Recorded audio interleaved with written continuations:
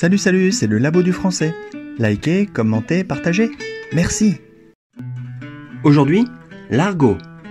S'il vous plaît, pas de confusion entre argot et vulgarité. L'argot n'est pas nécessairement vulgaire. Une voiture en argot, c'est par exemple une bagnole. Ce n'est pas vulgaire. Les mots vulgaires ne sont pas nécessairement des mots d'argot. Traiter quelqu'un de fumier, c'est vulgaire, mais ce n'est pas de l'argot.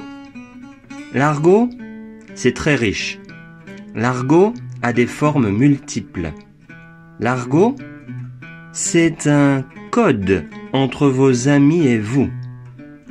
On n'utilise pas n'importe quel code avec n'importe qui. L'argot d'abord, c'est géographique. Ça dépend de votre région. Ensuite, c'est générationnel. Ça dépend de votre âge. Enfin, c'est professionnel. C'est en lien avec votre profession. Un exemple de mot d'argot géographique. Dans le sud-est de la France, pour dire descendre, on dit caler. Je cale à la plage signifie je descends à la plage. Un exemple de mot d'argot générationnel. Teaser signifie boire de l'alcool chez les moins de 50 ans environ, sans vouloir vexer personne.